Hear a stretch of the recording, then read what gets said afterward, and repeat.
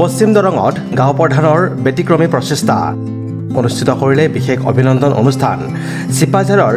বামুনঝাৰ বাপুজী প্ৰাথমিক বিদ্যালয়ত অনুষ্ঠিত কৰিলে বিশেষ অভিনন্দন অনুষ্ঠান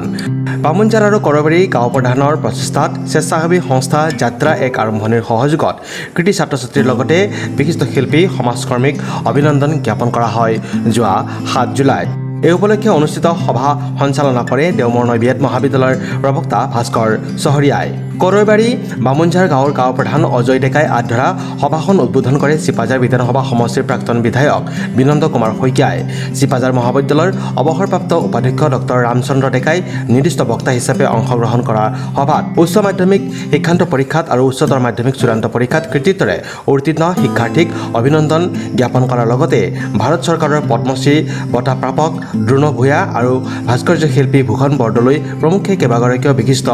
শিল্পী সমাজকৰ্মীক সম্বৰ্ধনা জ্ঞাপন কৰা হয় নমস্কাৰ আমি কৰবাৰী বামুনঝাৰ গাঁও প্ৰধান হিচাপে আমি যোৱাবেলিৰ পৰা এইটো প্ৰয়াস কৰিছিলোঁ যে কৃতিমান ছাত্ৰ ছাত্ৰী বিশিষ্ট সমাজকৰ্মী বিশিষ্ট শিল্পী কৃতি শিক্ষক এই সকলোকে এটি সন্মান দিয়াৰ কাৰণে আমি এটা বিশেষ অভিনন্দন সভা আয়োজন কৰি আহিছিলোঁ এইবাৰ আমাৰ দ্বিতীয় বৰ্ষ আৰু এই দ্বিতীয় বৰ্ষৰ এই অভিনন্দন সভাৰ মুকলি সভাৰ উদ্বোধন হিচাপে আমি সন্মানীয় প্ৰাক্তন বিধায়ক বিনন্দ কুমাৰ শইকীয়াদেৱক আমন্ত্ৰণ জনাইছিলোঁ তেখেত উপস্থিত আছে নিৰ্দিষ্ট বক্তাৰ আসনত অলংকৃত কৰিছে ডক্টৰ ৰামচন্দ্ৰ ডেকা উপাধ্যক্ষ চিপাঝাৰ মহাবিদ্যালয়ৰ অৱসৰী উপাধ্যক্ষ আৰু আমাৰ ৰাষ্ট্ৰপতিৰ পৰা পদ্মশ্ৰী বঁটা লাভ কৰা আমাৰ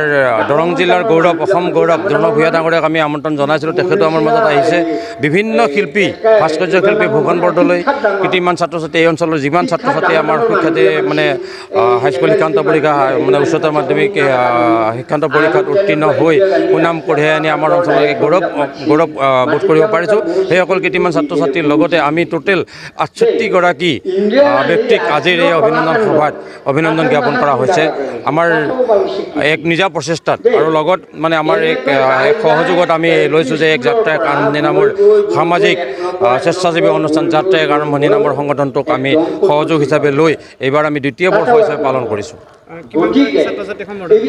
আমি ছাত্ৰ ছাত্ৰী দিছোঁ 63 গৰাকী 6 গৰাকী আমাৰ হৈছে আমাৰ বিশিষ্ট শিল্পী আৰু 8 গৰাকী বিশিষ্ট সমাজকৰ্মী প্ৰয়াত নগেন্দ্ৰ নাথ ডেকা সোঁৱৰণী বঁটা হিচাপে আমাৰ পৰিয়ালৰ তৰফৰ পৰা আমি এইবেলি আৰম্ভ কৰিছোঁ এইবাৰ আমি 8জন ব্যক্তিক মানে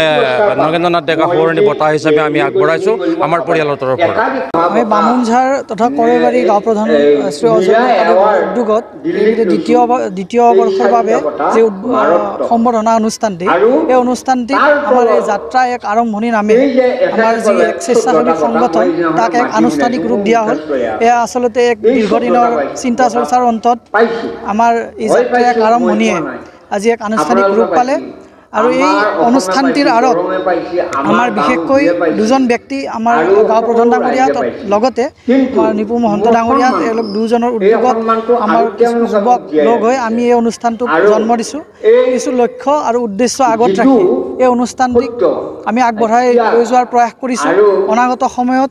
আমাৰ এই অনুষ্ঠানটি সাফল্যমণ্ডিত হ'লে আমাৰ এই যাত্ৰা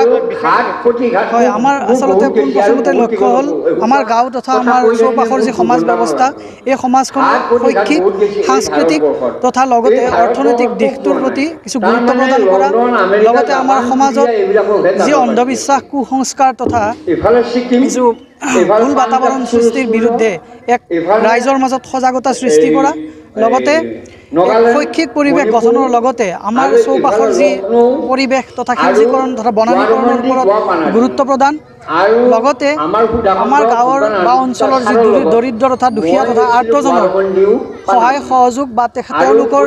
যিকোনো বিপদৰ সময়ত আমি তেওঁলোকক কিছু পৰিমাণে হ'লেও আশ্বাস প্ৰদান কৰাই আমাৰ এই গ্ৰুপটোৰ প্ৰধান উদ্দেশ্য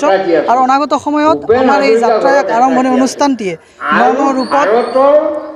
সমগ্ৰ অসমবাসীৰ মাজত বা তথা লগতে আমাৰ এই গাঁওখনৰ পৰিসৰৰ পৰা এক অতি বহল পৰিসৰলৈকে আমি যাবলৈ চেষ্টা কৰিম আৰু আমাৰ লক্ষ্য আৰু উদ্দেশ্যসমূহ সময়ৰ লগে লগে আৰু অধিক বিশাল তথা ডাঙৰ হৈ গৈ থাকিব আমি সকলো ৰাইজৰ সহযোগিতা তথা তেওঁলোকৰ আশীৰ্বাদ আমি কামনা ৰাখিছোঁ আৰু লগতে এই অনুষ্ঠানটি আমি আটাইলৈকে মই আন্তৰিক কৃতজ্ঞতা তথা ধন্যবাদ জ্ঞাপন কৰি আমি আজি সুখী অনুভৱ কৰিছোঁ নামখলাৰ পৰা Sudarshan Kalita report news express Assam.